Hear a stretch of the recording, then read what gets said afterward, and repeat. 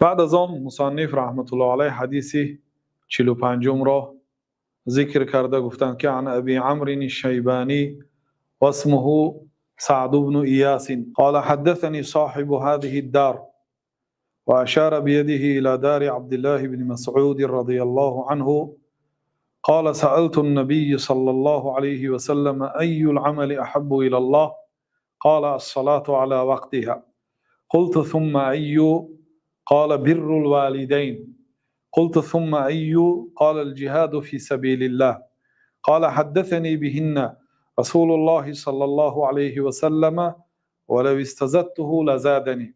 این حدیث از ابی عمرو الشیبانی و اسم ایشان هم سعد بن ایاس است. این که از تابعین هستند. گفتند که حدثنی صاحب هذه الدار، برای من حدیث گفت صاحب این حولی، صاحب همین حولی به من حدیث گفت. این دلالت میکند که ایشان از روبروی خانه عبدالله بن مسعود قرار داشتند یا راهگذر بودند و کسی گفتند که این صاحب این خانه به من حدیث گفت، اشاره به سوی خانه عبدالله بن مسعود رضی الله عنه و ارضاه کردند.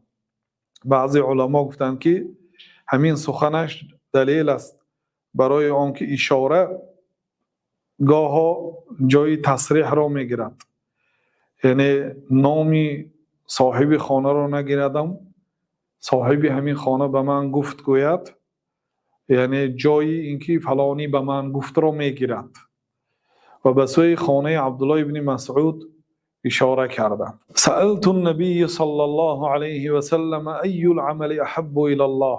عبدالله ابن مسعود رضی الله عنه گفتند که پیامبر صلی الله علیه و سلم را پرسیدم که کدام عملها به الله تعالی محبوب تر است، کدام عملها را الله تعالی دوست می دارد. بعد پیامبر صلی الله علیه و سلم گفتند که الصلاة علی وقتها.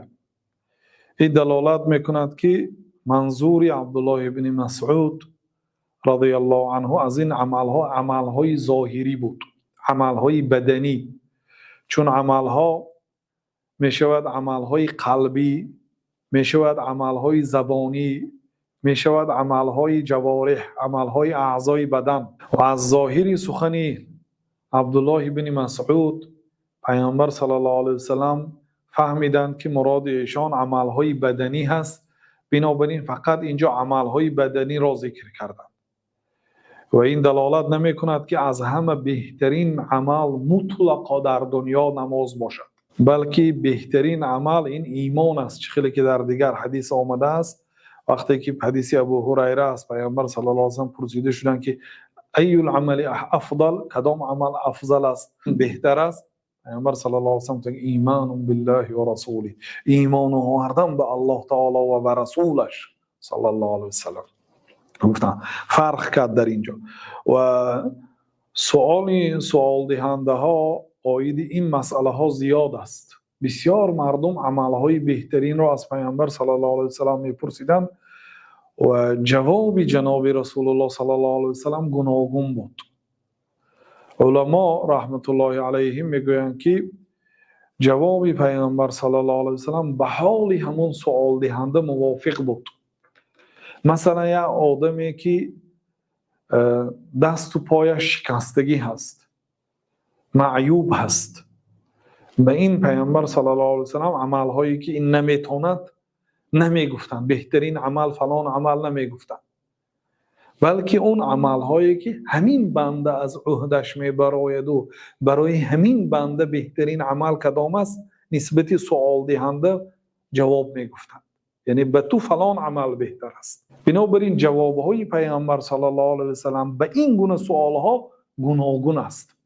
شما میبینید حدیث ها را که هم اونا به همدیگر هیچگاه ضد نیستند، اینا اختلافی یعنی تنوع نوعش دیگر است. برای همین آدم موافق جواب دادن. یک آدم پولدار است و برای او بهترین عمل این خیر و سخاوت است تا اینکه از پول وی بسیار آدم ها بهره مند شوند. یک آدمی کمبغل چیزی ندارد، پیامبر صلی الله علیه و سلم اگر پرسان شود که یا رسول الله بهترین عمل چی است، نمیگفتن صدقه کردن، برای اینکه این از عهده‌اش نمیبراید، این کمبغل است. برای این یک عمل را ذکر میکردن که از عهدهش میبراید. برای همین بنده واقعا همین عمل بهتر است. و در این حدیث پیامبر صلی الله علیه و سلم گفتند که الصلاة علی وقتها، بهترین عمل بدنی این نماز در وقتش است. واقعا بهترین عملی بدنی است. چه که الله تعالی فصل لربک وانحر گفت. در ابتدایش گفت که این اعطیناک الکوثر، ای پیغمبر ما به تو خیری بسیار را دادیم.